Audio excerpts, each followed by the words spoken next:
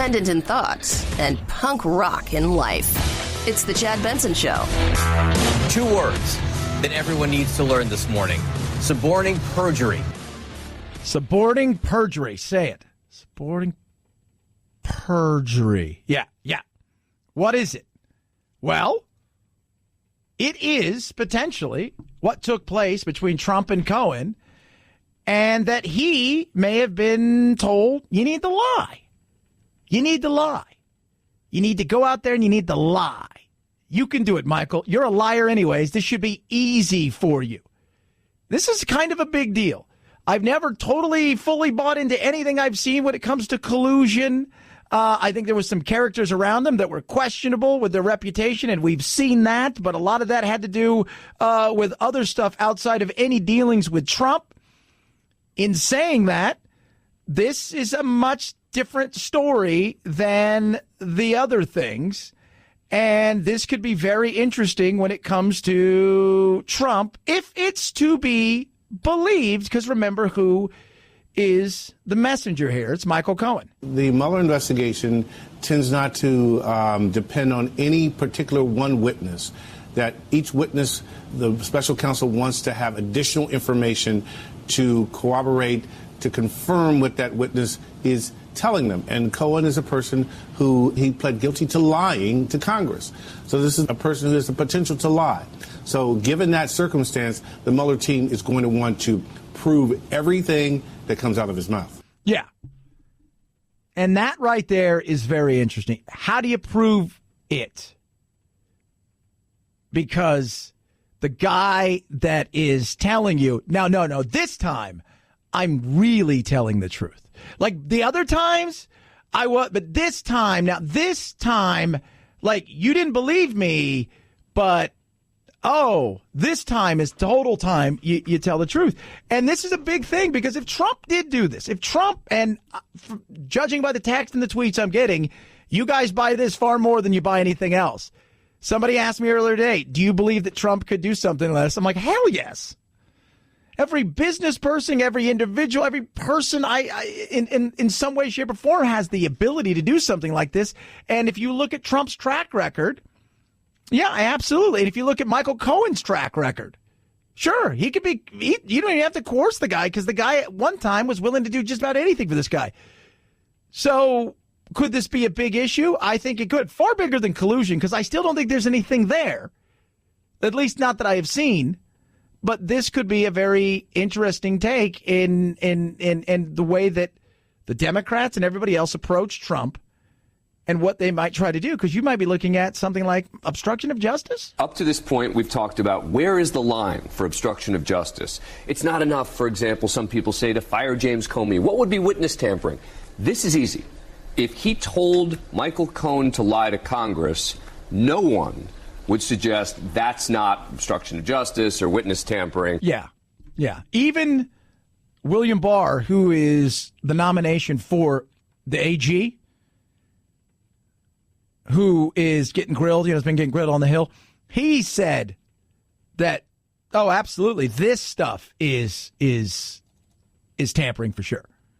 This is tampering.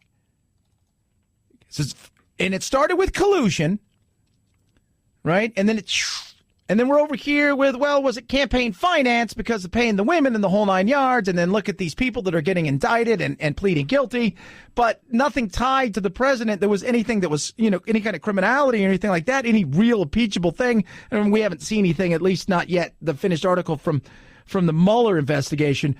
But according to BuzzFeed,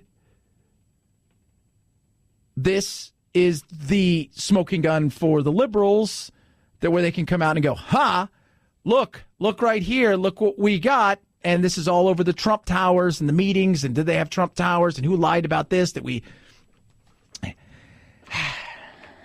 So we'll see. But yes, could I believe that Trump instructed somebody to lie? Oh, yeah. Yeah, I could. 323-538-2423 at Chad Benson Show. It's your Twitter. People are going to probably, yeah, it's horrible. That's horrible. It's a horrible thing, Chad. How could you do that to our president? I'm not doing anything to our president. I'm being honest. Absolutely, 110%. Don't look at it through the lens of red or blue or my tribe, that tribe, this tribe. Look at it from, could you believe that he did something like this? Take away the politics of it all and not your belief system. Look at Trump. Look at the track record. Look at all of those things. Do you think that could happen? Answer that question.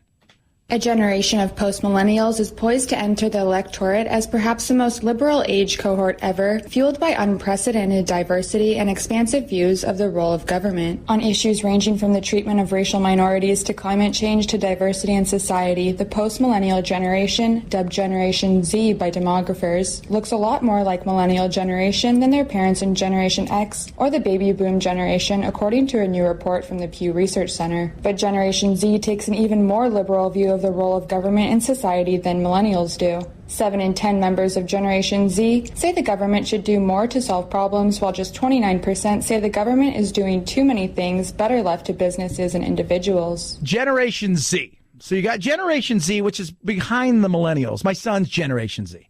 They're more liberal. And why it matters is because they're massive. They're huge. They're going to be jumping out into the real world in the coming years and decades. You got the millennials just coming out now, being indoctrinated in colleges with these crazy ideologies and coming out there. And I keep telling people, this is, you don't understand. Ocasio-Cortez, who the right, yeah, some are intrigued by her. Some, I think, have a little bit of, fear because of the power she has. And if you don't think she has power, you're fooling yourself. You realize yesterday that her first speech on the floor. And the truth of this shutdown is that it's actually not about a wall. It is not about the border.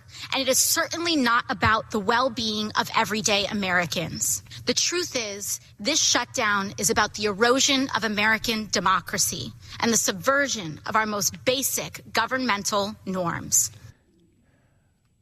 Was live streamed, tweeted, retweeted, more than anything else C-SPAN has ever had. It was an event. Much like Trump uses social media, she uses it. And a younger generation buys into her ideas, loves it, thinks that taxing people at 70% is okay, thinks that climate change is really going to kill everybody, is fine with political correctness to the point of ridiculousness. They're buying in and they're coming out. Some of it's because they're indoctrinated over and over again in colleges. And some of it's because their parents, they're seeing their parents are more liberal. You got more liberal, college-educated Gen Xers, right? And those kids, you don't understand the power. And as much as she maybe makes the right nervous, and at some of them, I think the left feels the same thing. I talked to 2 Democrats over the last week or so who say that there are people in the Democratic Party who've been around there for years who aren't a fan of the way that she's doing her things, don't quite understand it, and in some ways jealous because of the attention she gets. But we'd say in this business, she's moving the meter, right? She is tapping into something there. And some of them are scared. And she makes fun of them. And this is, again, you've got a huge divide there. You've got a massive divide with her generation and the people that she's reading and talking to. And she's reading around and she's saying, these people are following me. I'm an influencer. Right? Now, some of it is she's just talking out her ass. Right? She's throwing stuff out there. I mean, we saw when Anderson Cooper pressed her on, hey, you want to do all this stuff with your Green New Deal. And the reality is, even if we taxed everybody at 70% from $1, it's not going to pay for any of the stuff that you want to do. That's the reality of that. But people buy into it, and she's influencing, and people don't want to hear that. But her and Trump do have something in common. The way they connect with their base, away from establishment media and traditional media routes, is interesting. Yesterday, it's a perfect example of the difference between her and others. Okay, so we all remember our good friend and yours, crazy, fun, entertaining Cardi B. Hey, y'all, I just want to remind y'all, because it's been a little bit over 3 weeks, okay? It's been a little bit over 3 weeks. Trump is now ordering, as in summoning, federal government workers to go back to work without getting paid. Now, I don't want to hear y'all talking about, oh, but Obama shut down the government for 17 days. Yeah, bitch, for health care. So your grandma could check her blood pressure, and you bitches could go check out gynecologists with no problem. Yeah, so we remember her. The older generation didn't know what the hell to do with that on the Democratic side. Her rant, laced with all those swear words, went viral. It left Democrats in a dilemma. They like her message. They really like that she has almost 40 million followers. But all those curse words... I'm scared. So were senators trying to decide whether or not to retweet the Cardi B video, wrote Senator Brian Schatz of Hawaii. OMG, I had the same argument with myself 30 minutes ago. She doesn't have those kind of arguments. Her people eat it up. 40 million followers. That's an influencer, people. That is.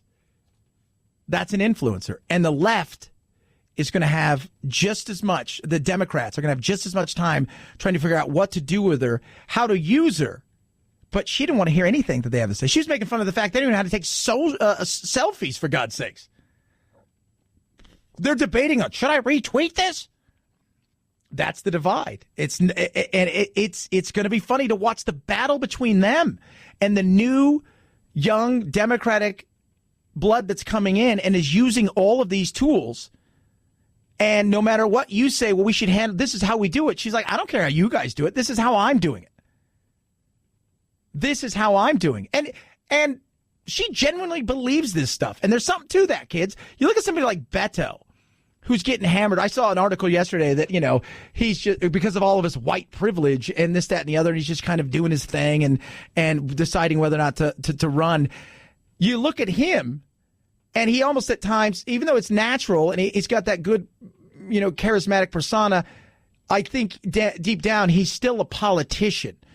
She is her belief system first. And that is something that a younger generation, they like the fact that she keeps it 100.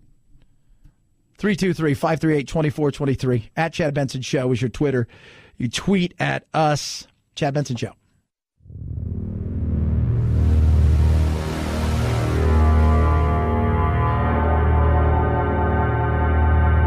Take a fake news break. Check out the really important news of the day at our website, ChadBensonShow.com. Once there, click on Chad's free podcast and get real. The Chad Benson Show, where truth and the American way live.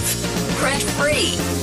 The White House says President Trump will hold a second summit with North Korean leader Kim Jong-un near the end of February at a location still to be announced. Press Secretary Sarah Sanders said in a statement that the president met with North Korea's chief nuclear negotiator, Kim Young-chol, for an hour and a half in the Oval Office. The two men discussed denuclearization and that second meeting between the president and Kim Jong-un.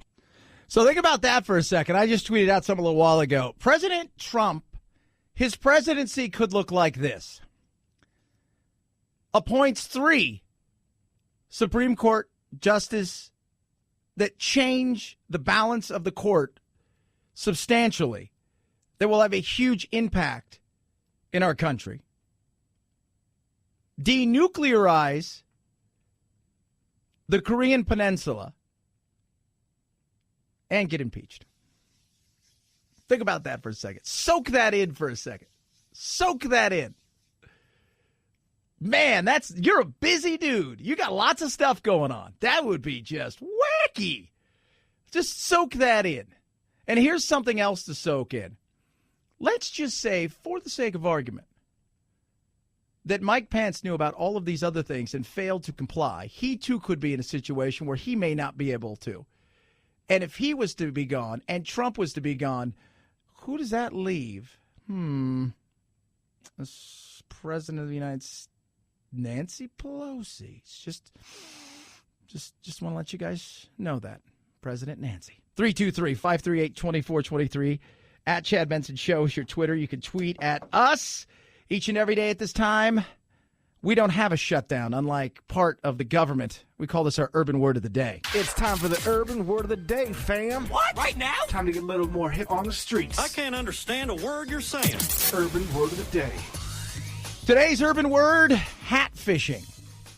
Hat fishing. That's when you are on a dating site and all of your pictures have hats because you are trying to what?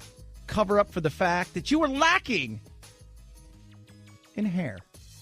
Oh, yeah. Oh, yeah. One of my good friends, she's on a dating website. She always sends me stuff laughing. She goes, look at this. She goes, all of them are like this. Skull caps, things like that. And so I'm like, oh, I get it. I get it. I get it. Hat fishing is your urban word of the day. Thank you for saying that in dated urban slang so that I'll understand you. That there was the urban word of the day. We damn stretched your cranium. It is outrageous that she would accuse the President of the United States of putting any life in jeopardy. In fact, the reason he didn't want her to go is because he's trying to protect American citizens. He wants to secure our border, and he wants a solution. He wants her to stay here to help him. Sarah Huckabee Sanders addressing the fact that Nancy Pelosi, you know, who may be president for all she knows in her own mind, today was saying that, you know, jeopardy was her life and everybody else's by saying if you fly they're going to fly commercial and all of this stuff that their lives were in jeopardy because of that. And I just disingenuous. Both sides of this are they're awful at this moment in time. Both sides are. Both. You know who's not winning? The 800,000 people right now who are either working without pay or furloughed. They're not winning. And the rest of us just shake our head because it's just useless. Chad Benson Show.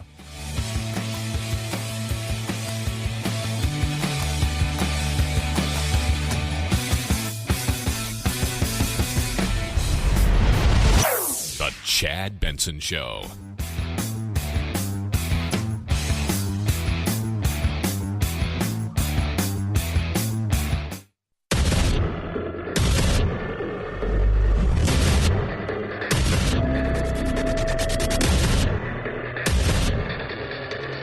Independent in thoughts and punk rock in life. It's the Chad Benson Show. To tell you the truth, I think there is, my opinion, a meeting somewhere in the middle, but Nancy Pelosi has to come off with zero. She stays at zero. Really, this is on Nancy Pelosi keeping the government shut because she's not willing to negotiate or compromise. Well, you need, people say, oh, he's the great negotiator. Well, you got to have somebody willing to negotiate with, right? I mean, if somebody's going to stay at zero forever, then it's not a negotiation. Now, Trump apparently said just a little while ago that he is going to make a major announcement in regards to the shutdown and the border tomorrow. This is where you could see potentially the situation where he has threatened for a while that, hey, I think that it's, it's time that maybe, just maybe, we should think about calling an emergency and me doing this my own way and getting the money and taking care of it in that direction. Therefore, he could say, look, we tried to do everything. She didn't want to participate, so I'm doing it this way because I think it is an emergency. I think there are issues there, and we're going to have to handle it this way. Then we can now sign whatever you want me to sign. We'll reopen the government, and we'll go from there. You never give advance notice of going into a battle area. You just never do. Perhaps the president's inexperience didn't have him understand that protocol. The people around him, though, should have known that, because that's very dangerous.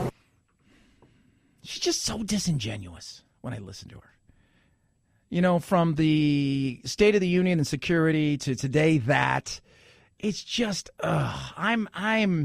I'm over the shutdown. I think most of the people are over the talking about it, and some of the people I've talked to, they don't care Because they've all said, well, they've all been unemployed before. They've all been in bad situations before. They didn't see the cameras everywhere and the political side of it. And they can feel sorry for the people and say, I understand. But the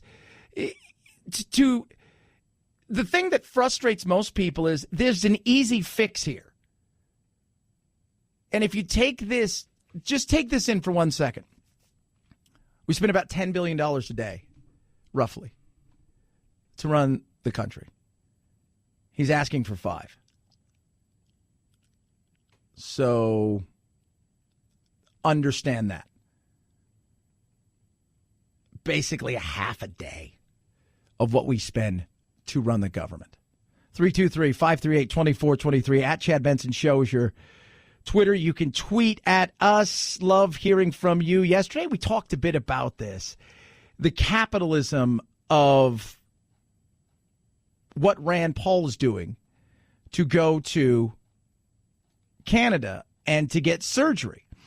And people came down, oh, my God, you just don't understand. This is how funny is this? This is a guy who's a libertarian, kind of conservative, who's all about capitalism, and he's going to go to a place where there's socialized medicine. And I've had to explain to people on several occasions, it's not free for him. I've had a tough year. I had 6 broken ribs. I had a pneumonia twice. I had fluid around my lung, and now I have a hernia that has to be repaired from this. And the thing is that I looked around for a place that does a lot of them. This place does 7,000 a year. In our country, we have people who do, but they maybe do 20 or 30 a year. So I wanted to go to a place where they did a lot, and it actually is very competitive in the free marketplace. It's a privately owned hospital. What I will pay, and I will have to pay cash. It's not socialized medicine because I'm paying cash. That's capitalism. And it's funny to watch how people spin it as if, well, he's going there and he's getting free surgery. It's not. He's going to pay like $5,000. That's the way it works. Capital. He's found the place that does something that specializes in this particular thing that is better at it than anywhere else that he can find. He can get there and spend cash. Nothing wrong with that. Right? There's nothing wrong with that. You go on a cruise ship, right?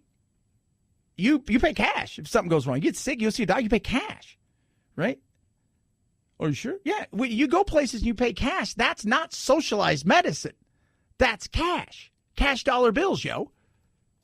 The price is actually about a half to a third of what insurance pays. And we have some hospitals like this. There's a famous one in Oklahoma City that does mostly cash for people who either don't have insurance or have high deductibles, and actually brings the prices down. It's an amazing thing what happens when you let capitalism actually work in healthcare. Yeah, it is amazing. And this is the way now they're supposed to be posting the cost of things at hospitals on what certain things cost. They're supposed to. Wouldn't you like to know what things cost? You're going for surgery. I understand that. You're not just paying for the materials that are going in your body. You're not just paying for the person that is putting you to sleep. All of the stuff, right? You're paying for the fact that it took years and years and years for those people to get to that. I get that. You're paying for the labor. But I'd like to know, because transparency is great.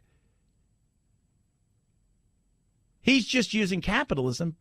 But yesterday was so funny. I got hit with so many tweets and text messages. He's got to go there because socialized medicine's better. See? And I'm like, no, you're not getting it. He's not getting it free.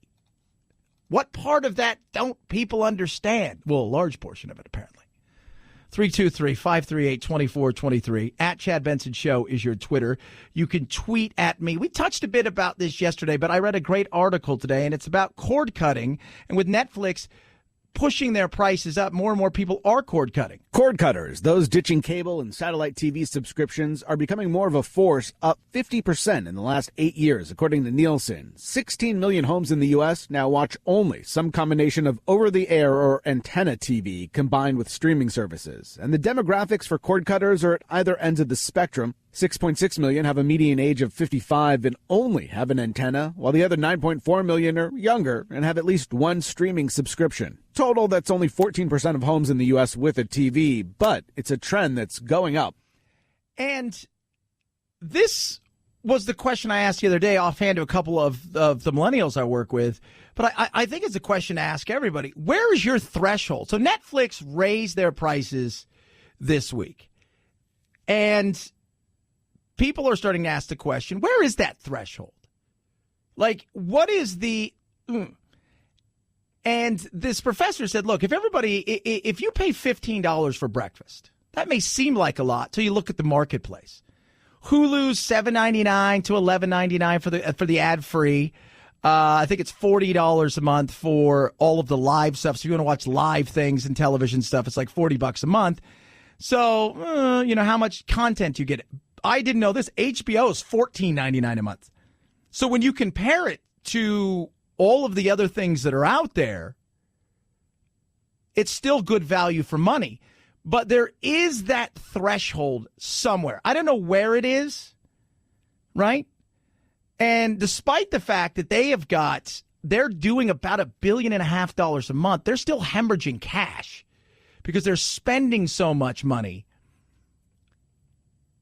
Even though they put a ton of money into content that was their own last year, it cost a ton of money for things like Friends or, whatever shows they have. That's not free.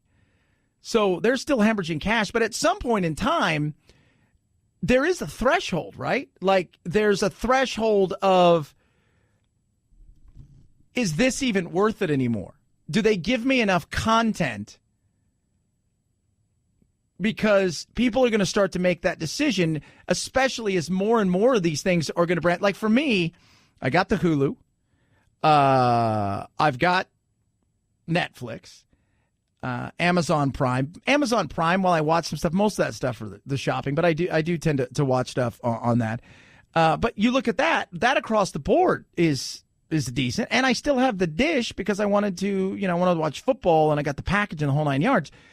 But for a lot of people, there is a threshold. Is it $25? Like, is it $30? Is it $50?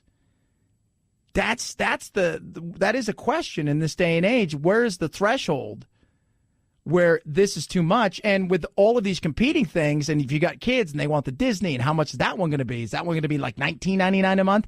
And when you start adding stuff up, you're like, well, wait a minute.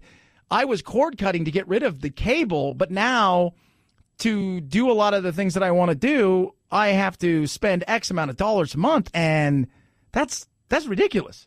I might as well just keep cable at that point. 323-538-2423 at Chad Benson Show is your Twitter. You could tweet at us. Love hearing from you. Yesterday, there was an accident. I don't know if you heard. An incredibly lucky escape for all. It takes serious force to make a car flip, particularly if it was reinforced. Miraculous that a 9-month-old baby and a 97-year-old came out relatively unscathed. Questions being raised about whether Prince Philip should really have been behind the wheel of his car. Yeah, Prince Philip got into a wreck yesterday. He's 97 years old. He's fine. And part of the reason, look, he gets older. He's a royal. That's one of the few things they can do where they're not surrounded by a quadrillion people that makes them feel, I think, somewhat normal-ish. And as you get older, it's part of the independence thing. But then they started, I found a great story today talking about the fact that, the young and the old, when is it too young? And when are you too old? In 2016, the Centers for Disease Control and Prevention says 7,400 adults 65 and older were killed in motor vehicle crashes.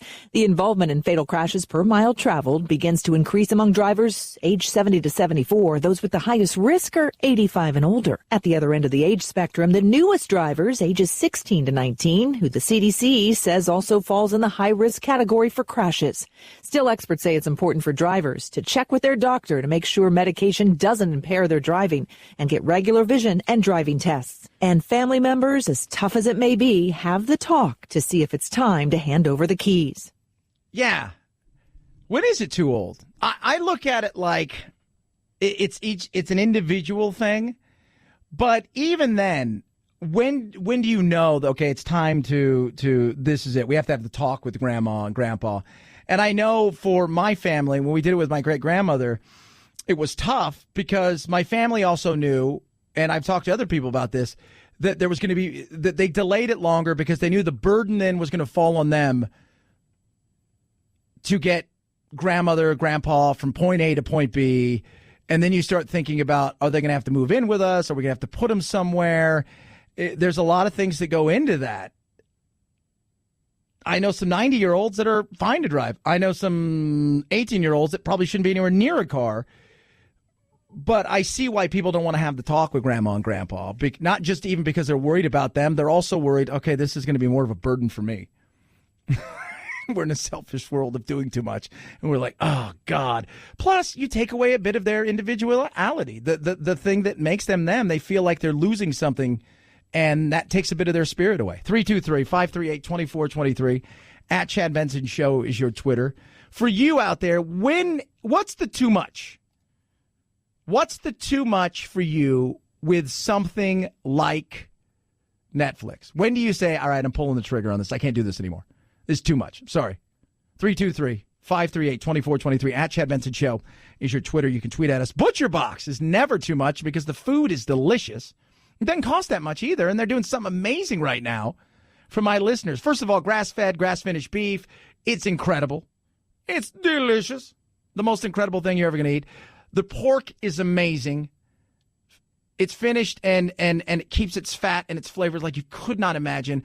And they're free-roaming, free-ranging, organic, running around crazy like a chicken with their head cut off. Chicken is awesome. But now they've got salmon that's sustainably harvested from Bristol Bay, Alaska, and it's unlike anything you're ever going to find. And the color of it is just amazing and nutrient-rich, absolutely. Now, for a limited time, my listeners, that's you guys out there, 2 pounds of wild Alaskan sockeye salmon, what? Plus $20 off your first box when you sign up. Go to butcherbox.com/Chad. Limited time offer. Don't miss this. I wasn't a big fan of fish, and I'm still not, but I'll tell you what, salmon, what?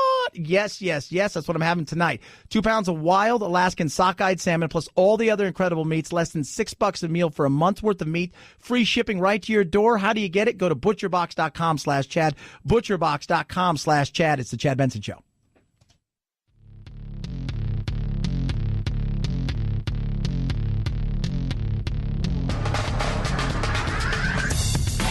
Serving up talk radio medium rare and dripping with irony. It's Chad Benson. You think you have superpowers. Look for Glass to crash into the top spot at the box office this weekend. The M. Night Shyamalan thriller, the third part of a trilogy that includes 2000's Unbreakable and 2017's Split, is looking at anywhere from $50 to $75 million for the 4-day Martin Luther King Jr. holiday weekend. That would easily be the second best opening for this weekend, behind only 2015's American Sniper. Glass is the only film opening wide today. I saw it last night. I enjoyed it. Was it the best movie I've ever seen? No, but it was entertaining. I think sometimes M. Night Shyamalan gets a little...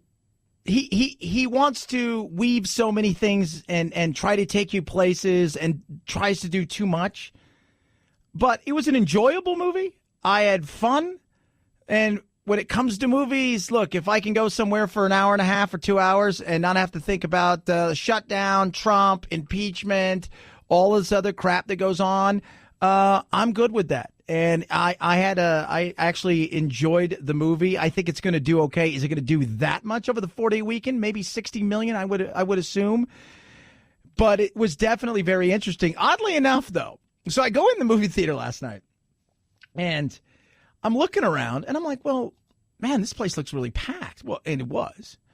And I'm like, wow, it must be, I think I got here just in time. And the theater was pretty packed. But it wasn't anywhere near sold out. It was probably, I'd say, 60% full. And I was talking to the guy when I get a refill for my drink, and he's like, oh, yeah. He goes, it's because we have Dragon Ball Super Broly. He goes, and I'm like, oh, that's the nerds. Because I see the nerds, all these, oh, Chad, you're being mean. I see all these, like, nerdy guys and, guys who are, wouldn't know the touch of a woman. And I see, such a jerk, Chad. I see them, and I think to self, well, they're not in our theater. Where are they? And no, that's because the Dragon Ball Super Broly, which I've never heard of, but I'm assuming it's some sort of a continuation to Dragon Ball Z, was there. So it was definitely a lot of basement dwellers hanging out. 323-538-2423 at Chad Benson Show is your Twitter. So tomorrow at 3 p.m., is that Eastern? Or I believe it is? I think it is. He's going to make, yes. Yeah, I think it is Eastern. He's going to make a huge announcement, this President Trump fellow, about the border and the humanitarian crisis going on there. And he has threatened on more than a few occasions that he may have to step in and do some sort of emergency, super cool, switcheroo so he can build the wall, and that he has the right to do that. And he didn't want to do it, but he might have to. And would this be the way to, for all intents and purposes, end the shutdown? Especially if neither side's going to give on that. Try to find another way around it. Do it yourself kind of thing. We'll find out tomorrow. I wouldn't think he's going to call some sort of emergency announcement if there wasn't going to be some sort of emergency call on that. 323-538-2423. Several people have tweeted and texted at me. $25 to $30 seems to be the highest they're willing to pay for Netflix. Yeah, I could see that. Chad Benson Show. This is the Chad Benson Show.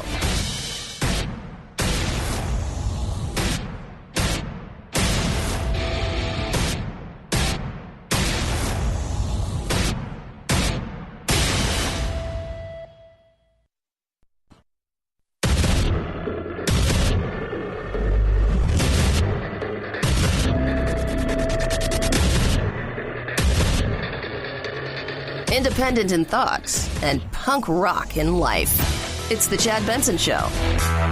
2 words that everyone needs to learn this morning. Suborning perjury. It means telling someone to lie under oath. It is a crime, it is impeachable, and it is breaking news. Perhaps major breaking news. Overnight, an explosive new report in BuzzFeed says that President Trump personally instructed Michael Cohen to lie to Congress about plans to build a Trump Tower in Moscow. Suborning perjury is a crime, and it is impeachable. What? So, did he or didn't he? BuzzFeed is saying he did.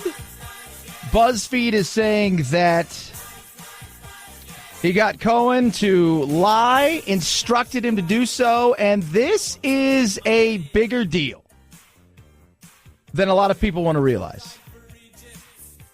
We talk about it all the time. It's the cover-up, rarely is it the crime that gets you in trouble. That's what undoes you. You hit stuff straight on the head, you put it out there, and boom, just let it lie where it lies, and then nobody, what are they going to say to you at that point in time? But we'll get you. And that's the thing that is, well, I mean, to me, this is a game changer. This is a game changer because if he did this, you are obstructing justice. You are doing something that people can go, that's impeachable. That right there is impeachable. It has nothing to do with collusion. It has nothing to do with any of these. This is we're talking. We're still talking about the tower, right? We're still talking about the tower. That's what we're talking about. We're not talking about other things to do with Russia. We're talking about tower and should the tower go up and are they still going to do it and any of that stuff. That's what we're talking about here. So don't think this is all about the collusion. It has zero to do with that. And it has more to do with business. But the instruction to him, if it did happen, according to BuzzFeed, they say it did happen. If that's true, that to me is a different situation where he's going to face some serious scrutiny, big time. I don't deal there. I have no businesses there. I have no loans from Russia. He's got no loans from Russia. None, zero, zilch, nada. So now he asked the question, how big is it? Up to this point, we've talked about where is the line for obstruction of justice. It's not enough, for example, some people say, to fire James Comey. What would be witness tampering? This is easy. If he told Michael Cohen to lie to Congress, no one would suggest that's not obstruction of justice or witness tampering. Yeah. That would be, to me, that's a real serious issue. And now, whether you're going to remove him for that and whether or not you're going to believe anything, because let's remember who it is that is telling the story. It is Michael Cohen. Can you believe anything that guy says at all? Because he's going to be like, no, okay, here. Remember the thing I said, and I was like, oh, that was a lie. And then I said the other thing, you're like, oh, that was a lie too. But now this time, I'm telling the truth. Yeah, it's hard to say, you think about the source. And he's having second thoughts about February 7th when he's supposed to testify. And I think part of that is because there may be things, because he's going to be really hit hard by the Republicans and hopefully by the Democrats as well. And it's going to be a spectacle if he does. And I wouldn't be surprised if he says, no, I don't want to do this. I plead the fifth. I don't want any part of this, because he could also incriminate himself on other things. And the White House is coming out and categorically denying it. That's absolutely ridiculous. I think that the president's outside counsel addressed this best and said in a statement earlier today that's categorically false. Which is totally different from just a regular false. When you get categorically false, then that's some serious stuff. Now, this comes from BuzzFeed. They broke the story, and the Dems are going to look into BuzzFeed's story. Anthony Cremier is the reporter who broke it. And today on CNN, they grilled him and said, well, I mean, have you seen any of the stuff that you're talking about? No, I've not seen it personally, but the folks that we've talked to, the two officials that we've spoken to, are fully 100% read in to that aspect of the special counsel's investigation. Read in, big time. Big time when you get read in. They're like, we're going to read you in. They've got their sources. Everybody's got sources. If you've been in this business long enough, you got sources, people that are willing to tell you stuff, people that are willing to leak certain things out. I've got people, and they tell me stuff, just like a lot of other people do, and I'll shoot them a text or an email every once in a while, hey, and they'll throw me a little something, and so do I, and there's BuzzFeed News and BuzzFeed. Don't get the two confused. Because I think BuzzFeed News has had, I think they've won several or had been nominated for several Pulitzer Prizes. So, this could potentially be something real. And does it change? I think it does change a lot of things. It does. But you have to have that proof. And if Michael Cohen is the only proof you had, his word versus the president's word, those are different. That's just a he said thing. If they really have text messages and back and forth and things of that nature, that does change a lot of things. It does. It absolutely does. And people say, Joe, can you believe that Trump would do this? Yeah, I can. Do I believe that he colluded and somehow got the Russians to conspire to steal the election for him? I'm having a tough time believing that. Do I believe that he could ask him to lie? Oh, absolutely, 110%. Then he acknowledged in his interview, yes, indeed, I was directed by the president. We don't know at this point, and our sources haven't told us how exactly that directive was handed down. Was it in person, on the telephone? We're not clear, but it is our understanding that this is rock solid information developed over the course of a long period of time, and then Michael was used to sort of, I guess, confirm it. So somebody just texted in, if I know, again, big if it's just words from him, a guy who is bitter and angry, who's been proven liar, and let's be real, just for a second, off all of the Russia, all of this stuff, he tried to take $50,000 and quote unquote swing polls in Trump's favor, but then told him on the sly, if there's any way that you guys can build a Twitter account that talks about how sexy I am and promotes how sexy I am for the ladies, that'd be good. So that alone disqualifies me unless you've got real proof.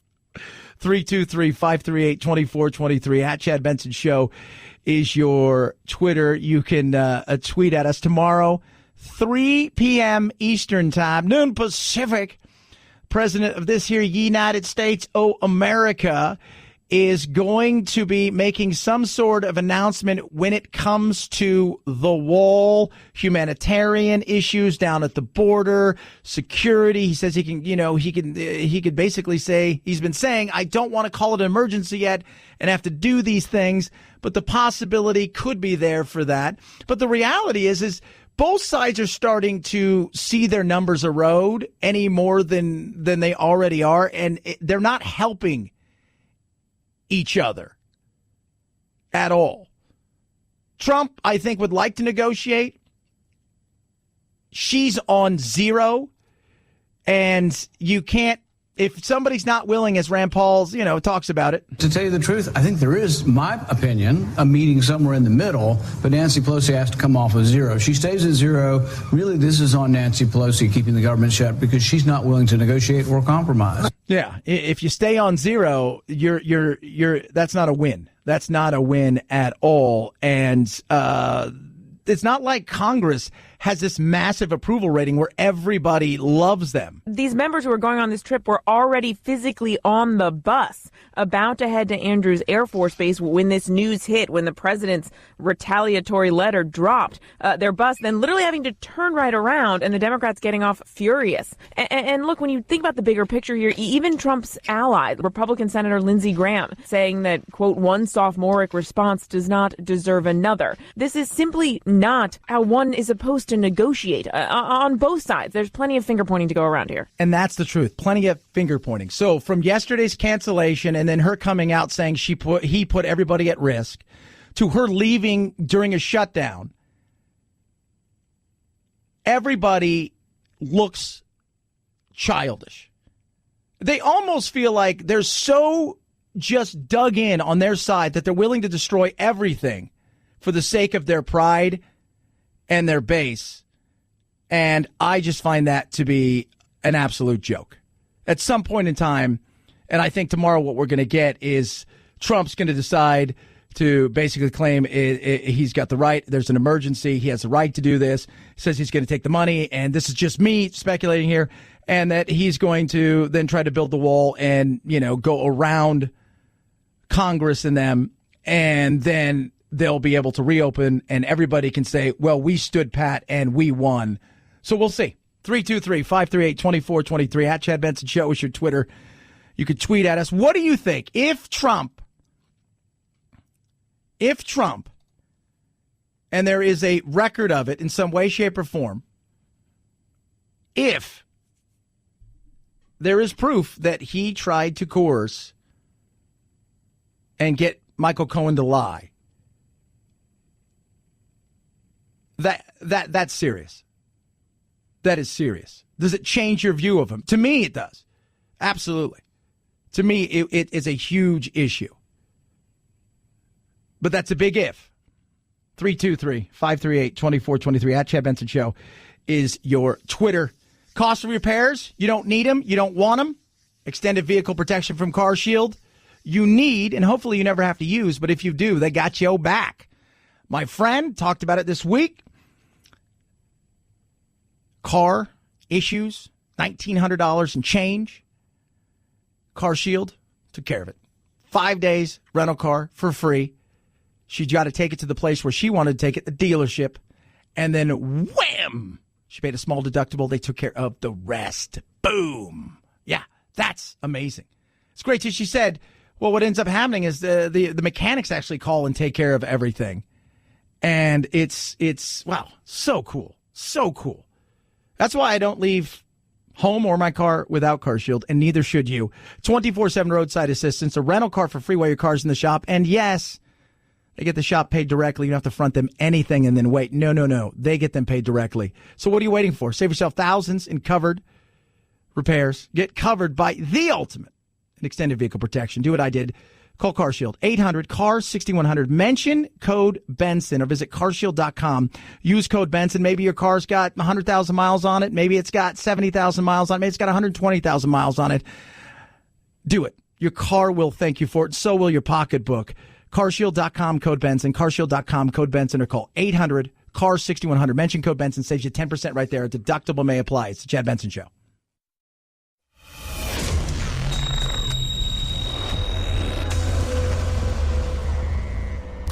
Deep states? No. Deep doo-doo?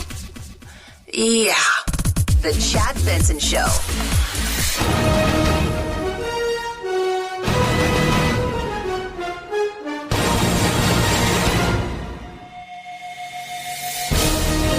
Yeah, I mean, it's going to be loud, man. Their fans, their stadium, it's a great atmosphere, so we know that going into it, but, really it means nothing. We're going out there to win the game, and they're trying to win also. So, like I said, it's going to be a battle. I mean, home or away, it doesn't matter. It's the winner go home, so we're gonna show up to play. Yeah, Patrick Chung right there. This weekend, NFL, AFC, NFC championship game. Top two seeds in each battling it out on Sunday. You got the Rams taking on New Orleans. It's a rematch from earlier this year. Rams lost in New Orleans. They fell behind early, and they came out of it with they didn't win the game, but they came back and made it close.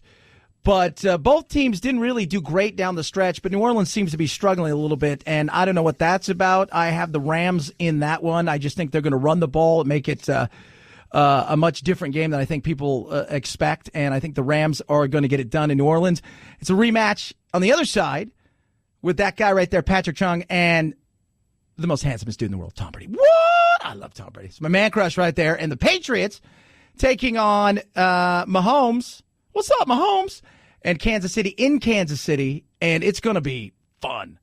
That game's going to be, I think, a hell of a game. And the weather, I don't know what the weather's going to be like, but the potential could be ugly. But you got Belichick, you got Brady, you got Gronk, you got all of this stuff, a chance for the Patriots to go to the Super Bowl for the third straight year. But then on the other side, you've got this young upstart, just a freak of nature who's incredible and doesn't seem to have any fear. They played earlier this year. They fell behind, but he showed mettle and got him back in the game until a last-second field goal won it for him. I just have a feeling that Kansas City is going to get by this weekend. You'll have a Kansas City Rams Super Bowl, so we'll see. It could be wrong, right? I think the Patriots-New Orleans would be massive, but I just have a feeling Kansas City Rams. That's just me. 323-538-2423. At Chad Benson Shows your Twitter. You can tweet at us. Trump making a big announcement tomorrow, and somebody just texted in and said, where does that money come from if he declares a state of emergency? Well, he can do it, by the way. I think it was 1973 or 75 Act that allows him to do something like this, if I'm correct. So, yes, he can do it. In fact, it's the National Emergency Act of 1976.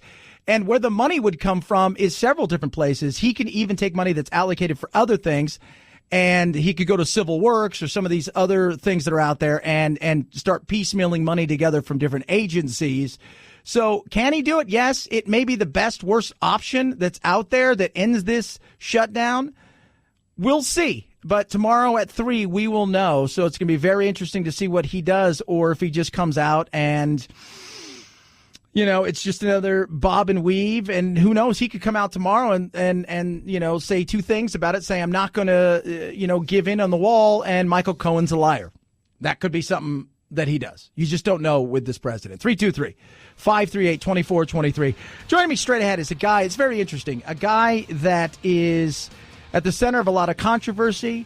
His name is Dr. Peter Boghosssian. He is a philosophy professor at Portland State, and he tricked academia, and it's coming back to bite him in the ass, but this is serious. He's going to join us straight ahead. Chad Benson Show.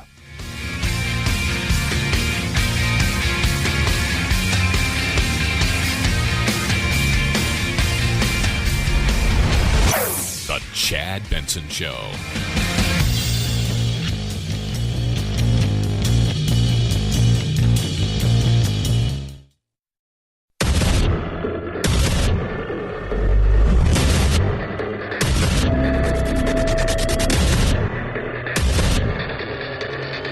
independent in thought, and punk rock in life. It's the Chad Benson Show. I came across his articles about the stories and the quote unquote papers that got published by these three people that were just amazing. And sure enough, academia was fooled somewhat. And joining us now, he teaches at was it Portland State? It's Dr. Peter BOGHOSSIAN. Is it philosophy? What are you teaching up there at Portland State? I teach philosophy at Portland State. Thanks for having me on. I appreciate it. I love it. So let's give a background that is it Pluckrose and then James Lindsay and yourself, Dr. Peter BOGHOSSIAN. You guys did these funny, crazy, wacky kind of grievance study things that you put out there for the academia world, and it kind of was it embarrassed them, but it was eye-opening to a lot of us. Yeah, it was. So we've known for a long time, and this is pretty much common knowledge among everybody who doesn't immerse themselves in these fields. We call them grievance studies, that there is a problem emanating from the scholarship in these fields. And basically, to be blunt with you, it's corrupted. Yeah. Oh, yeah. It's completely corrupted. And it's nuts how corrupted it is. And I don't think people understand that. No, I don't. And so perhaps we could linger on that in a moment. So what normally in a scientific discipline and any kind of endeavor, what you do is you try to find the truth.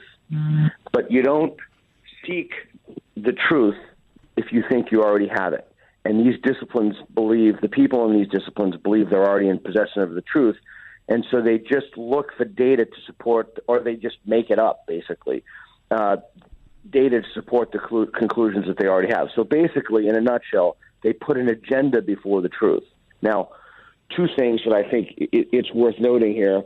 These folks are teaching your kids, and they're teaching your kids ideas that are totally untethered to reality. 7 of these papers in 7 years get somebody tenure. And the three of us, did 20 in a year, and we got caught by the Wall Street Journal, but we had 7 accepted or published, and we had about 7 more ready to go.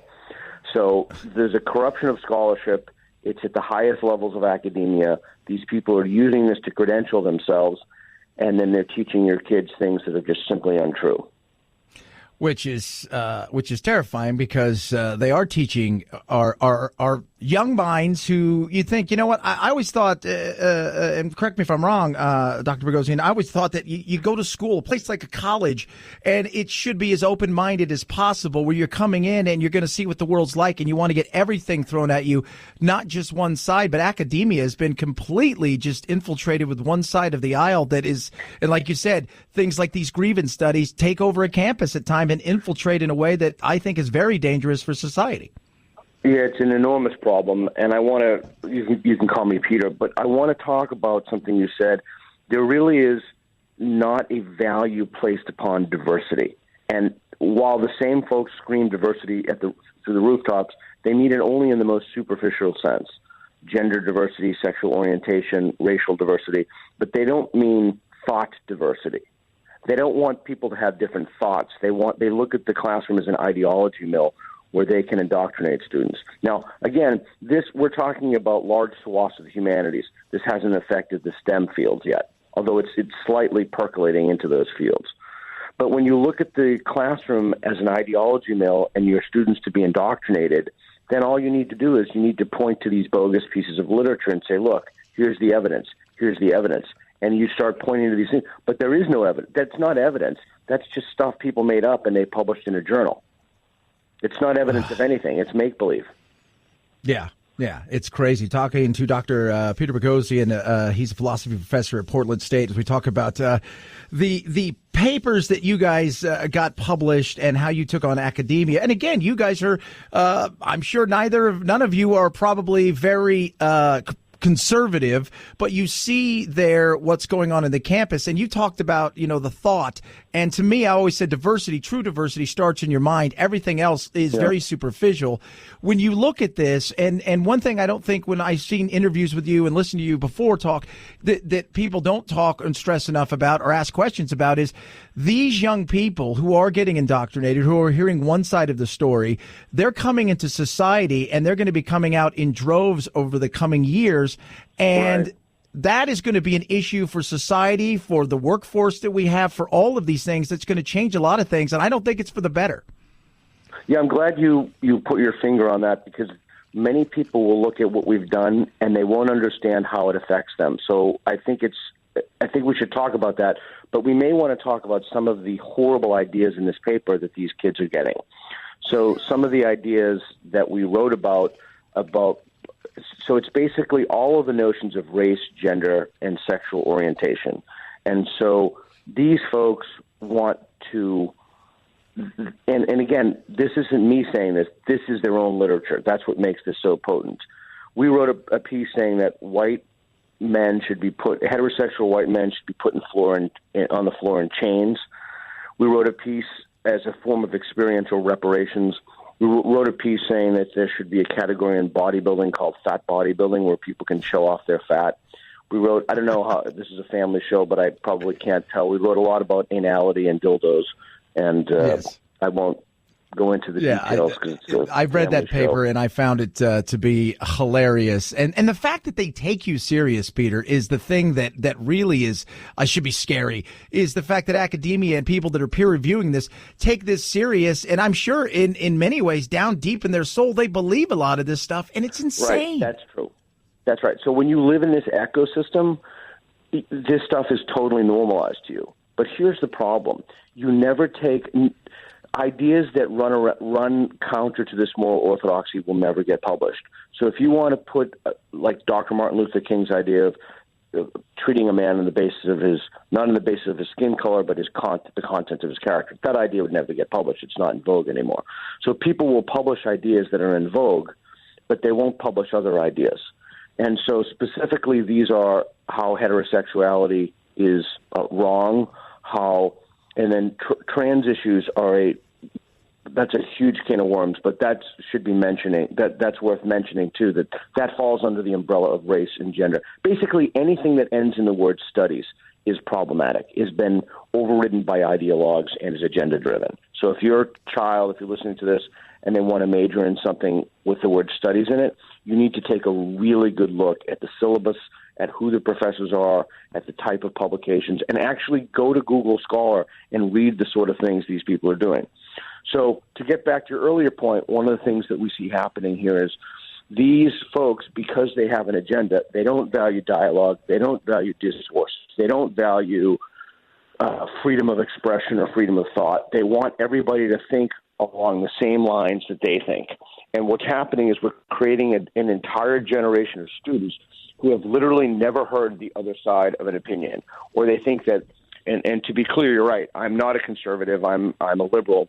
They think that all Trump voters are racists and fascists and homophobes, and it's very easy for them to other people and call them names. And again, part of the reason for this is that the scholarship that comes out of these fields, it's completely corrupted, and the people teaching it have an agenda, and that agenda is not a liberal agenda. That agenda is from the far left. Yeah, that's the thing. And I tell everybody, there's a difference between a Democrat and somebody who is somewhat of just a liberal, a classic liberal, and the progressivism far left that's going on, and I think hijacking so much of what we're talking about right now in academia. We're talking to Dr. Peter BOGHOSSIAN, who is a philosophy professor at Portland State, and you guys have gone and you've done all of these things, and of course you're getting slapped down by academia. Some are burying their heads, others are coming after you guys, but the bigger picture here is one that I think gets missed all too often, is these people who are getting these insane, nonsensical degrees that are going to be worthless are going to be coming out into this world, and they're going to want to bring with them all that they think they know, and that is going to affect society in a way that doesn't get talked 100%. About, because this generation's coming fast. Yeah, you're absolutely correct to put your finger on it. So you just put your finger on the missing link. And the missing link is why your listeners should care. And your listeners should care because what starts in the academy doesn't stay in the academy. So trigger warnings, safe spaces, microaggressions, the fact that people never really are professors aren't allowed to offer their opinion about protected classes. Professors aren't, and there are these things called bias response teams where if anybody can fill out a report and that goes to that's lodged in with the police, if they think you're being biased in any way, and again, it can be anonymous. So there are mechanisms in place in the university. I am deeply concerned as an educator and as a parent, frankly, my son's off to college now.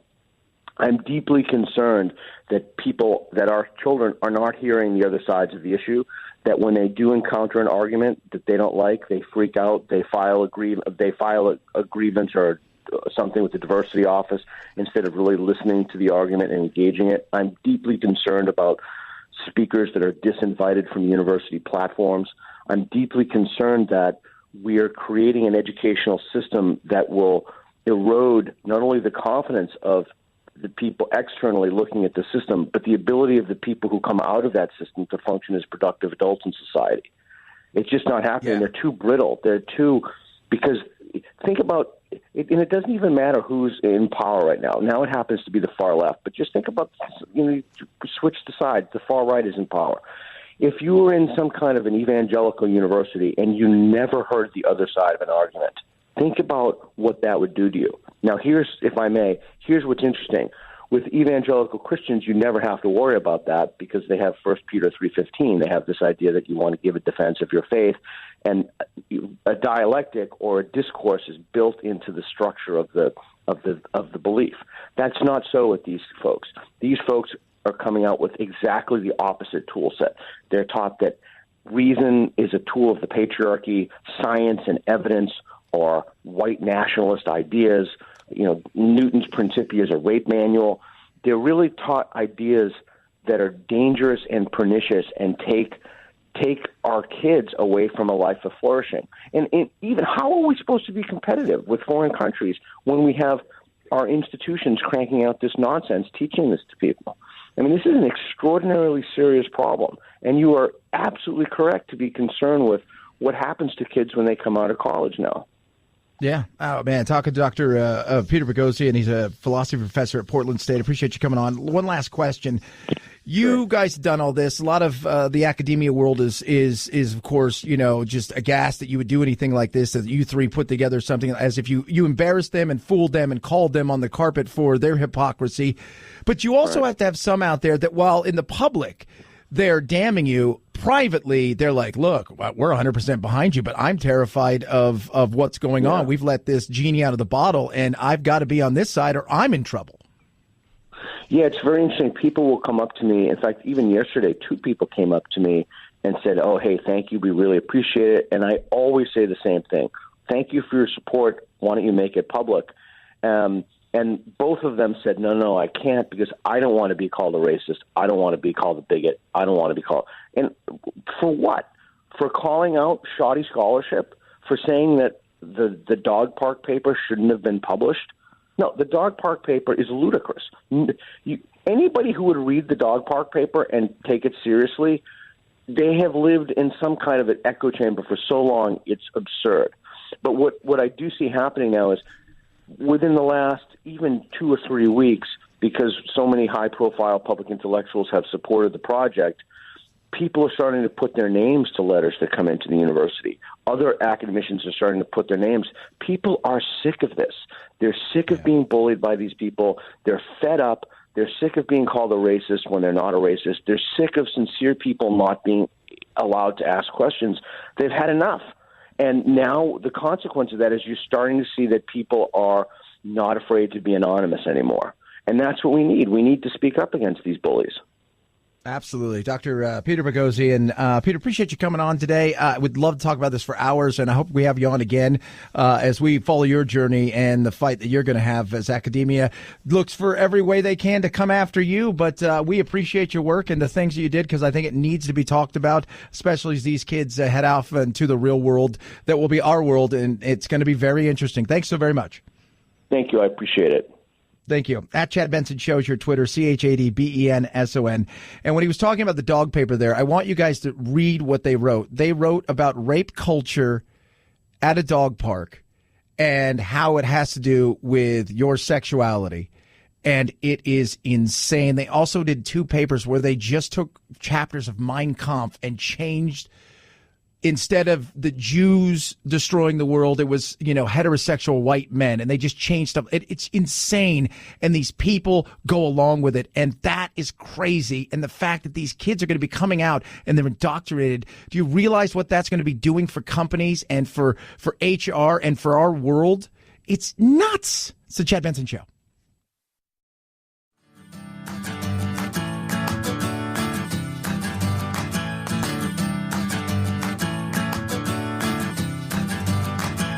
Running with scissors sounds great compared to this. Say what? Say what? So here's another thing. In the Trump versus the world versus Cohen, I can't write this stuff, make it up stuff.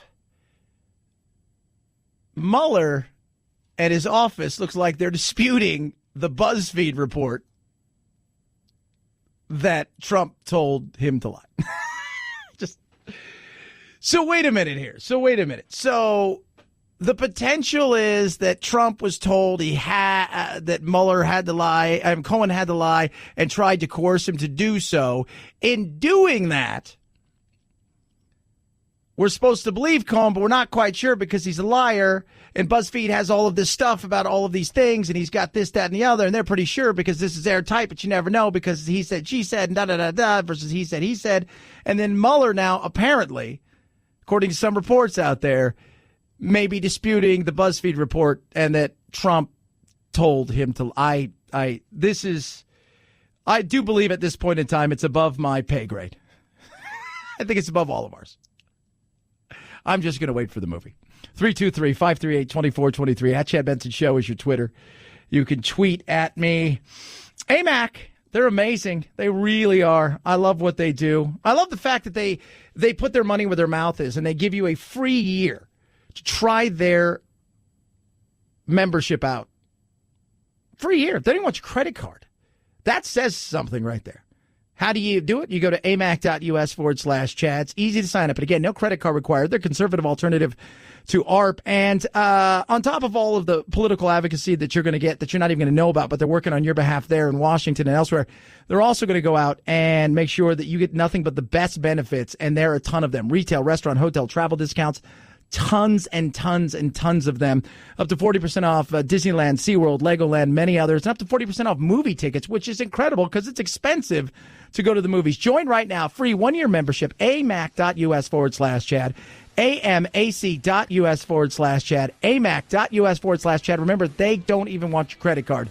amac.us/Chad. AMAC is better. Better for you, better for America. At Chad Benson Shows your Twitter, ChadBenson. God only knows where this is going to take us. It's going to be an interesting ride, but at some point in time, I think we'd all just like to get off of it and say, next. It's the Chad Benson Show.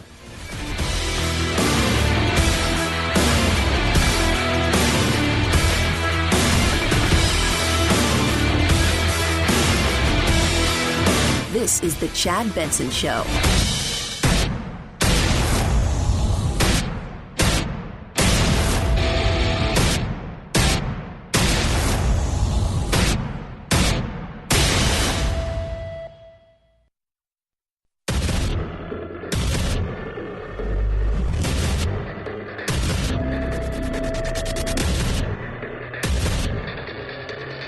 Independent in thought and punk rock in life. It's the Chad Benson Show.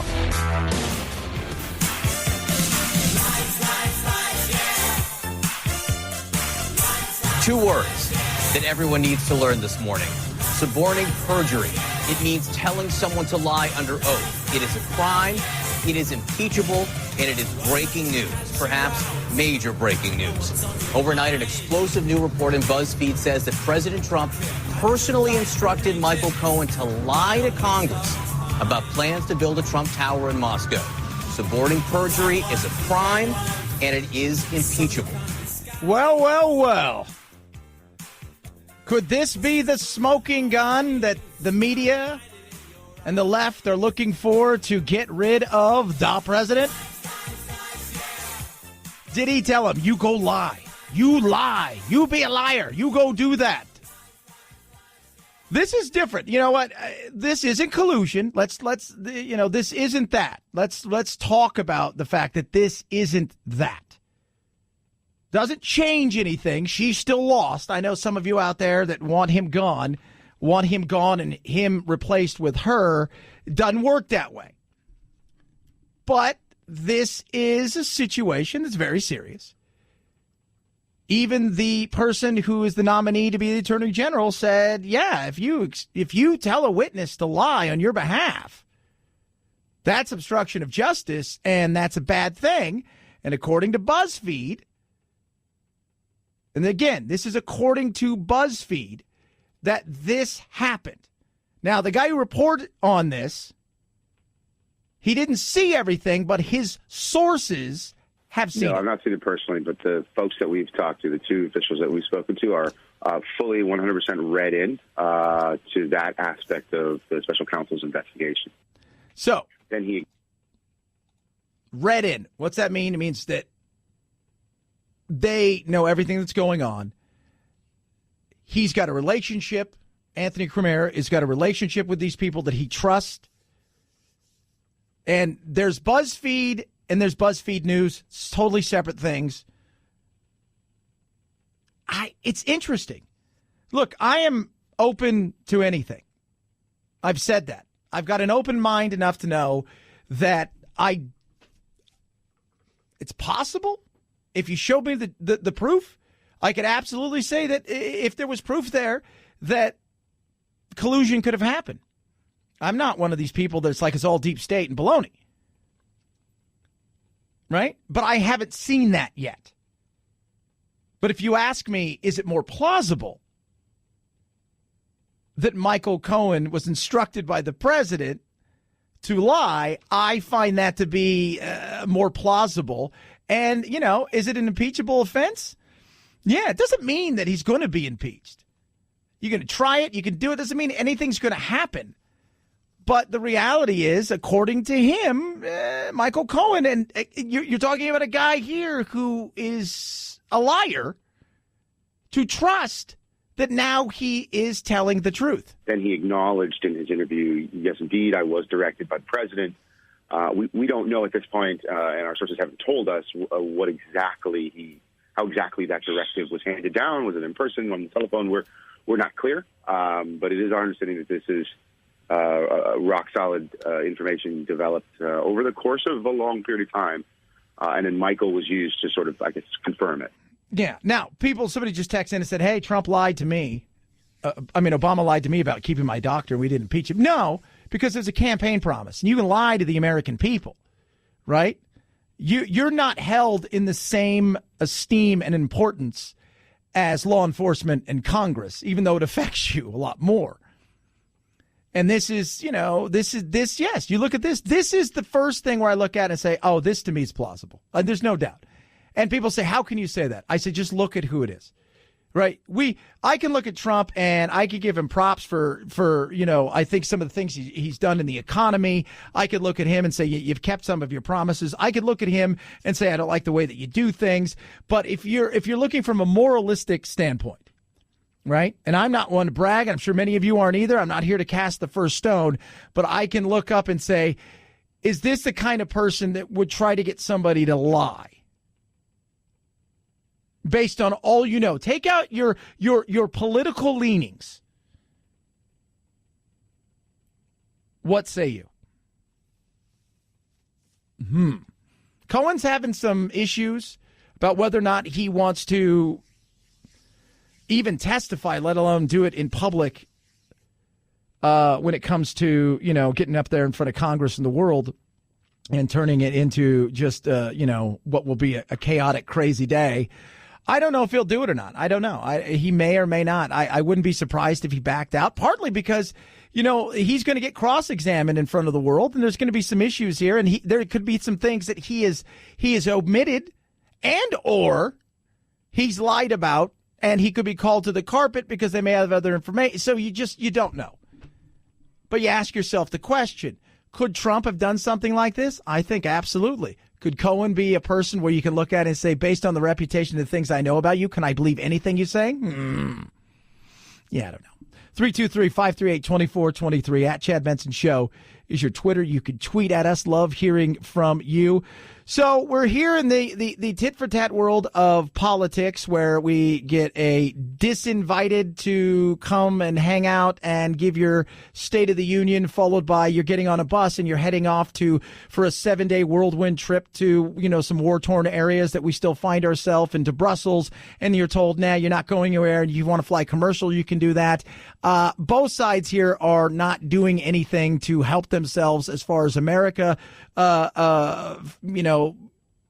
looks upon it. This kind of thing is exactly why so many Americans are fed up with Washington. This is also why Congress's approval rating is so low. At the end of the day, none of that, it seems, is going to bring either side any closer to solving the big problem here, which is how do you reopen the government, get all those furloughed workers back to work, get everyone paid, and get this government working again? Well, first of all, it's disingenuous to say reopen the government because the government, 80% of the government is open. Right? And the government, at least from the Congress's point of view, from who we're looking at them, you should be working. I thought what Trump did yesterday, yeah, you know what, I agree with Schiff. It's very childish. In saying that, Nancy Pelosi should have been ahead of this, saying if he canceled going to Davos, and remember, he canceled yesterday and said that we're not sending anybody to Davos. He canceled before that his trip. He was supposed to be there. And he said, I'm not going to go. So I can see it from both sides. But the reality is it's disingenuous to say, well, the government's not working. 80% of the government is. And here's the other thing. They're looking for blame because the way that politics is nowadays is everybody's always looking for a victory somewhere. And that's the problem when you have a situation like this, which, again, until we find something better, this is the greatest thing we have. But instead of trying to get people to win over people with ideas, we now hope the other side fails and we focus only on failure because it's much easier than trying to change people's ideas. And part of that is us, because I think we're so tribal anymore. We wanted to hear what anybody else has to say. We just want it like this. It's got to be just like this. This is it right here. I sit here and say, you guys should be doing your job. It's that simple. And here's the other thing. Most people in America, myself included, as far as impact on lives, you guys are pretty irrelevant. You are. You are. You make things tougher at times. Rarely do you make things easier.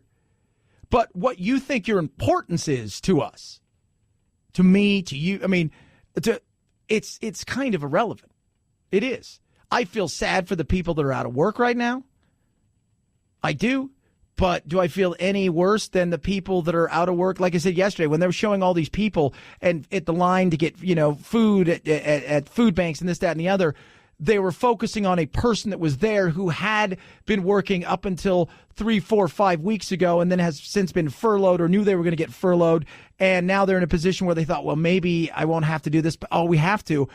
But to get to that person, they had to walk around several other people that had been unemployed for a while and who were struggling as well. But because they're not politically relevant in this story, they're ignored.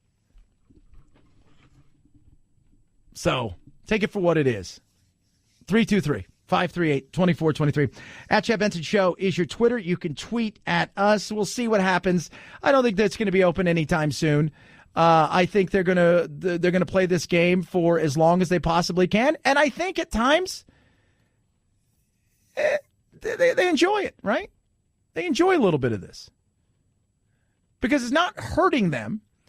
Nobody's losing an election because of this. We're so far out from any of this stuff. So, makes them feel like they're doing all right.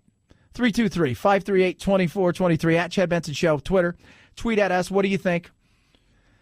What do you think about Trump and Cohen? Does it change if, and again, it's a big if this is to be believed, if this is true, does this change this as far as Trump being potentially impeached? Any of those things. It's usually the cover-up. Rarely is it the crime that catches you, and this is a cover-up. Not the crime itself. And remember where we started with this was collusion, and now we're out lying about whether or not there was going to be a Trump Tower meeting kind of thing. So, I don't know. 323-538-2423 at Chad Benson Show is your Twitter. Please do tweet at me.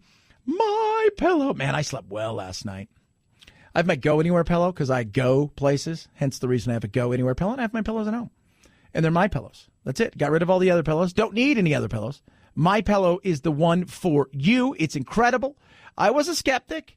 I'm not going to lie to you. A lot of times people say, oh, you got to try this. You're going to love it. I'm like, whatever, because I'm very much skeptical. And I tried My Pillow, and I'm a skeptic no more. You know, my son, who's just dying to do a commercial for My Pillow. He's like, Dad, it's incredible. I'm like, all right, we'll get you to do one. It really is amazing. And all I'm asking is you try it. They get a money-back guarantee till March 1st. If you don't like it, there you go. But you're going to love it. And with the way that sleep studies are going and showing the importance of sleep, why not? 100% machine washable and dryable, made right here in the USA, 10-year warranty, and again, a money-back guarantee till March 1st. Here's what they're doing for you, my listeners. 4 pillows, 2 premium pillows, 2 Go Anywhere pillows. Free shipping, half the price. That's what you're paying, half the price of what you would get. So you're going to get 4 pillows for half the price with free shipping. Call 800-944-4975 or go to mypillow.com. That's mypillow.com. When you do, use the promo code Benson, B-E-N-S-O-N. That's mypillow.com, promo code Benson. Money back guarantee till March 1st. 4 pillows, 2 premium, 2 Go Anywhere, half the price, free shipping, mypillow.com, promo code Benson. At Chad Benson Show, Twitter, ChadBenson. How much is too much? It's the Chad Benson Show.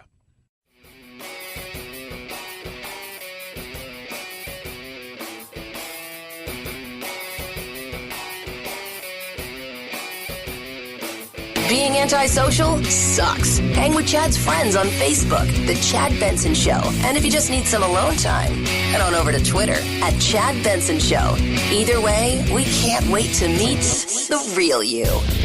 An incredibly lucky escape for all. It takes serious force to make a car flip, particularly if it was reinforced. Miraculous that a 9-month-old baby and a 97-year-old came out relatively unscathed. Questions being raised about whether Prince Philip should really have been behind the wheel of his car. Yeah. So yesterday, Prince Philip, 97 years old, flipped his, I think it was a Range Rover.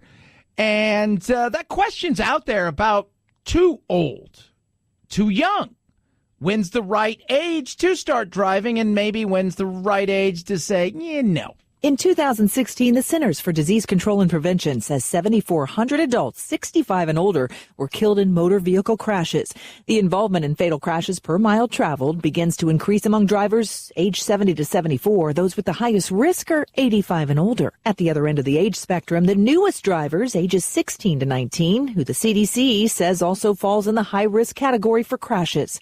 Still, experts say it's important for drivers to check with their doctor to make sure medication doesn't impair their driving, and get regular vision and driving tests. And family members, as tough as it may be, have the talk to see if it's time to hand over the keys. Well, I remember we had to do that with my great-grandmother. She was, it's tough, right? Because they asked the question yesterday, why was he even driving? Why did the Royals want to drive? Well, part of it is because they want to feel like they're somewhat normal human beings. It's one of the few things you can do. When you hear politicians, in particular presidents and stuff, who, like, even one of the things we talked about with Hillary Clinton, where she said she hasn't been behind the wheel of a car in like 20-some years or 30 years, it takes away part of what it is to be a person, individuality and freedoms. And yeah, it's tough. It's like, having that conversation with grandma, or is mom too old to live by herself now? And yeah, that's a tough thing, man. That's a tough thing. It really is. But man, my great grandmother, it was so tough. And we had that conversation with her where she was independent, but she couldn't drive anymore. And she wanted to be independent. And you take away a lot of that with them. And it's just, I think a younger generation doesn't seem to mind that they have to take Uber, this, that, and the other. But for an older generation of doing everything themselves and having to, living through the Depression and world wars and things like that. Yeah, that independence was vitally important to them. Vitally important. And it's, I don't know. When is too old? I don't think it's too old. It's right? You know. And I think a lot of people don't want to have the conversation with grandma or grandpa or mom and dad about giving up driving because they also know that that's more work for them. Right? That's more work because you're like, okay, well, if we take away their license or we tell them it's, they can't drive anymore, that means I got to handle more. That also means that we're getting to the point where maybe it's time to either move them in here or put them in a home, which is that's tough. That's a tough question because it's the first start of something. It is. 323-538-2423 at Chad Benson Show is your Twitter. More on Cohen and Trump. Got some funny tweets coming in and texts coming in about Trump and Cohen. We'll talk about that. Ocasio-Cortez, I find her to be interesting. And let me tell you something. She is changing things. You may think she's an idiot, but she's changing stuff. And the left is looking at her as well. And they're just as scared at times as the right. We'll talk about that as well. It's the Chad Benson Show.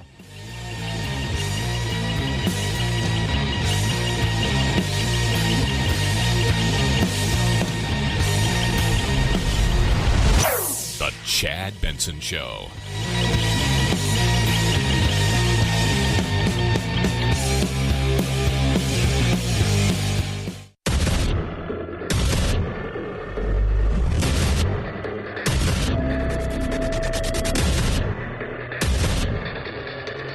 Independent in thoughts and punk rock in life. It's the Chad Benson Show. 2 words that everyone needs to learn this morning. Suborning perjury.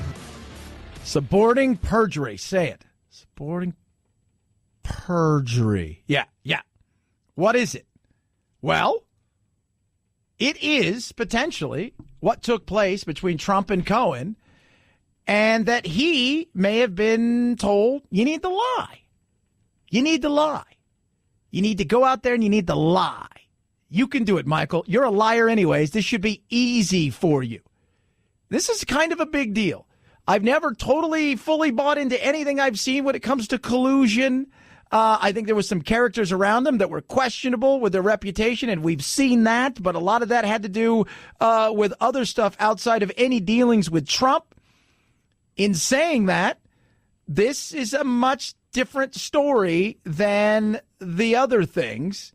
And this could be very interesting when it comes to Trump, if it's to be believed, because remember who is the messenger here. It's Michael Cohen. The Mueller investigation tends not to depend on any particular one witness, that each witness, the special counsel wants to have additional information to corroborate, to confirm what that witness is telling them. And Cohen is a person who he pled guilty to lying to Congress.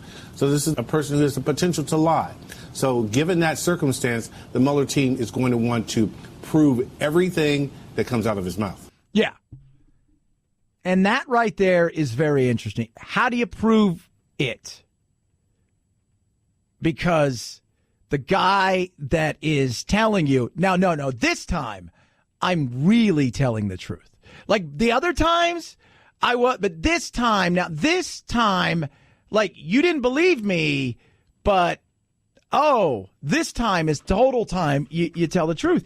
And this is a big thing because if Trump did do this, if Trump, and judging by the text and the tweets I'm getting, you guys buy this far more than you buy anything else. Somebody asked me earlier today, do you believe that Trump could do something like this? I'm like, hell yes. Every business person, every individual, every person in some way, shape, or form has the ability to do something like this. And if you look at Trump's track record, yeah, absolutely. And if you look at Michael Cohen's track record, sure, he could be, you don't even have to coerce the guy because the guy at one time was willing to do just about anything for this guy. So Could this be a big issue? I think it could. Far bigger than collusion, because I still don't think there's anything there. At least not that I have seen. But this could be a very interesting take in the way that the Democrats and everybody else approach Trump and what they might try to do, because you might be looking at something like obstruction of justice. Up to this point, we've talked about where is the line for obstruction of justice. It's not enough, for example, some people say, to fire James Comey. What would be witness tampering? This is easy. If he told Michael Cohen to lie to Congress, no one would suggest that's not obstruction of justice or witness tampering. Yeah. Even William Barr, who is the nomination for the AG, who is getting grilled, has been getting grilled on the Hill, he said that, oh, absolutely, this stuff is tampering for sure. This is tampering. And it started with collusion, right? And then we're over here with, well, was it campaign finance because of paying the women and the whole 9 yards? And then look at these people that are getting indicted and pleading guilty, but nothing tied to the president. There was anything that was, any kind of criminality or anything like that, any real impeachable thing. And we haven't seen anything, at least not yet, the finished article from the Mueller investigation. But according to BuzzFeed, this is the smoking gun for the liberals, that where they can come out and go, look right here, look what we got. And this is all over the Trump towers and the meetings. And did they have Trump towers? And who lied about this? So we'll see. But yes, could I believe that Trump instructed somebody to lie? Oh, yeah. Yeah, I could. 323-538-2423 at Chad Benson Show. It's your Twitter. People are going to probably like, yeah, it's horrible. That's horrible. It's a horrible thing, Chad. How could you do that to our president? I'm not doing anything to our president. I'm being honest. Absolutely, 110%. Don't look at it through the lens of red or blue or my tribe, that tribe, this tribe. Look at it from, could you believe that he did something like this? Take away the politics of it all and not your belief system. Look at Trump. Look at the track record. Look at all of those things. Do you think that could happen? Answer that question. A generation of post-millennials is poised to enter the electorate as perhaps the most liberal age cohort ever, fueled by unprecedented diversity and expansive views of the role of government. On issues ranging from the treatment of racial minorities to climate change to diversity in society, the post-millennial generation, dubbed Generation Z by demographers, looks a lot more like millennial generation than their parents in Generation X or the baby boom generation, according to a new report from the Pew Research Center. But Generation Z takes an even more liberal view of the role of government in society than millennials do. 7 in 10 members of Generation Z say the government should do more to solve problems, while just 29% say the government is doing too many things better left to businesses and individuals. Generation Z. So you got Generation Z, which is behind the millennials. My son's Generation Z. They're more liberal. And why it matters is because they're massive. They're huge. They're going to be jumping out into the real world in the coming years and decades. You got the millennials just coming out now, being indoctrinated in colleges with these crazy ideologies and coming out there. And I keep telling people, you don't understand. Ocasio-Cortez, who the right, some are intrigued by her. Some, I think, have a little bit of, fear because of the power she has. And if you don't think she has power, you're fooling yourself. You realize yesterday that her first speech on the floor. And the truth of this shutdown is that it's actually not about a wall. It is not about the border. And it is certainly not about the well-being of everyday Americans. The truth is, this shutdown is about the erosion of American democracy and the subversion of our most basic governmental norms. Was live streamed, tweeted, retweeted more than anything else C-SPAN has ever had. It was an event. Much like Trump uses social media, she uses it. And a younger generation buys into her ideas. loves it. Thinks that taxing people at 70% is okay. Thinks that climate change is really going to kill everybody. Is fine with political correctness to the point of ridiculousness. They're buying in and they're coming out. Some of it's because they're indoctrinated over and over again in colleges. And some of it's because their parents, they're seeing their parents. Their parents are more liberal. You got more liberal, college-educated Gen Xers, right? And those kids, you don't understand the power. And as much as she maybe makes the right nervous, and at some of them, I think the left feels the same thing. I talked to 2 Democrats over the last week or so who say that there are people in the Democratic Party who've been around there for years who aren't a fan of the way that she's doing her things, don't quite understand it, and in some ways jealous because of the attention she gets. But we'd say in this business, she's moving the meter, right? She is tapping into something there. And some of them are scared. And she makes fun of them. And this is, again, you've got a huge divide there. You've got a massive divide with her generation and the people that she's reading and talking to. And she's reading around and she's saying, these people are following me. I'm an influencer. Right? Now, some of it is she's just talking out her ass. Right? She's throwing stuff out there. I mean, we saw when Anderson Cooper pressed her on, hey, you want to do all this stuff with your Green New Deal. And the reality is, even if we tax everybody at 70% from $1, it's not going to pay for any of the stuff that you want to do. That's the reality of that. But people buy into it. And she's influencing. And people don't want to hear that. But her and Trump do have something in common. The way they connect with their base, away from establishment media and traditional media routes, is interesting. Yesterday, it's a perfect example of the difference between her and others. Okay, so we all remember our good friend and yours, crazy, fun, entertaining Cardi B. Hey, y'all, I just want to remind y'all, because it's been a little bit over 3 weeks. Okay, it's been a little bit over 3 weeks. Trump is now ordering, as in summoning, federal government workers to go back to work without getting paid. Now, I don't want to hear y'all talking about, oh, but Obama shut down the government for 17 days. Yeah, bitch, for health care. So your grandma could check her blood pressure, and you bitches could go check your gynecologist with no problem. Yeah, so we remember her. The older generation didn't know what the hell to do with that on the Democratic side. Her rant, laced with all those swear words, went viral. It left Democrats in a dilemma. They like her message. They really like that she has almost 40 million followers. But all those curse words? I'm scared. So were senators trying to decide whether or not to retweet the Cardi B video, wrote Senator Brian Schatz of Hawaii. OMG, I had the same argument with myself 30 minutes ago. She doesn't have those kind of arguments. Her people eat it up. 40 million followers.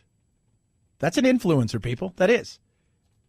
That's an influencer. And the left is going to have just as much, the Democrats are going to have just as much time trying to figure out what to do with her, how to use her. But she didn't want to hear anything that they have to say. She was making fun of the fact they didn't even know how to take selfies, for God's sakes. They're debating on, should I retweet this? That's the divide. It's going to be funny to watch the battle between them and the new young Democratic blood that's coming in and is using all of these tools. And no matter what you say, well, we should handle, this is how we do it. She's like, I don't care how you guys do it. This is how I'm doing it. This is how I'm doing it. And she genuinely believes this stuff. And there's something to that, kids. You look at somebody like Beto, who's getting hammered. I saw an article yesterday that, he's just, because of all of his white privilege and this, that, and the other, he's just kind of doing his thing and deciding whether or not to run. You look at him, and he almost at times, even though it's natural and he's got that good charismatic persona, I think deep down he's still a politician. She is her belief system first, and that is something that a younger generation, they like the fact that she keeps it 100. 323-538-2423. At Chad Benson Show is your Twitter. You tweet at us. I got another set of Blink cameras, so I love Blink. I got a nice house. Very fortunate, although I live far away, so it's a long drive. But I was willing because I want to have a place for my lizards and all the things that I do, and I want to be able to check my family and all of these kind of things. So I wanted to make sure I had cameras, and because I do travel a lot, so I got Blink Home Security, and I will tell you what, it is so nice to know that I could, at any moment, I can go to my Blink smartphone app, I could see what's going on in the house and around there. Motion-activated cameras, both indoor and outdoor, sets up in a minute. It is so easy. Wire-free, which is awesome. You get the box, you're like, that's all that's in there, right? 2 AA batteries. Guess what, kids? Runs for up to 2 years. And I also like the fact that I can sneak a peek at my lizard, who, Winston, if you guys follow the show, I've got a giant lizard. He's almost 5 feet long, and he's a big boy, and he lives in the perch in the window, and he gets down and he does stuff, and I just love to always peek in and see what he's doing because he is hilarious. No subscriptions, no contracts, so easy to set up, totally affordable, and it works with Alexa. So grab yours now. Make incredible gifts, right? Blink is incredible. The cameras and everything, it's so awesome. Brilliant way to monitor your packages, deliveries, and protect the things that matter most, your home, your family, your stuff. Visit blinkprotect.com/Benson. That's blinkprotect.com/Benson. Blinkprotect.com/Benson. Blink is an Amazon company. At Chad Benson Show, Twitter, ChadBenson. We'll talk a little football. It is football time, right? We got the big games this weekend. We'll give you our breakdown of who's going to win and our predictions for the Super Bowl. Straight ahead, Chad Benson Show.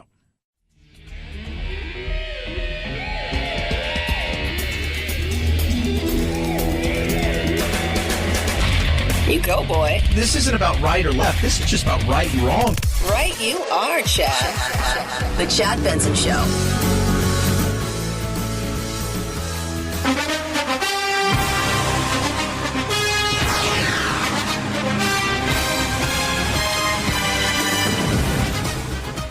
So, football this weekend. I'm excited.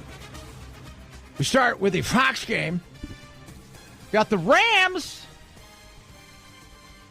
taking on New Orleans, a rematch. They played earlier in the season. It was a shootout. New Orleans pulled away early. Rams came back late. New Orleans eventually got the win. But it's going to be a very interesting game this weekend. New Orleans hasn't been firing on all cylinders, and this is it. Winner goes to the Super Bowl. I got the Rams. I do. I just, I just think they're playing great, and I think the key to the game this weekend is it's going to be Sean McVay, first of all, who's their coach, but I think it's going to be the running game, and I think they've got a two-pronged running attack right now, and I think the Rams, I think their defense is much improved, and I think they're going to prove too strong, and I don't think New Orleans is playing great right now, and I want to see that victory, kids. I want to see that victory. Come on, Rams, baby. Come on, Rams. Producer Phil also has said Rams in that game. We move from that game over to the other game.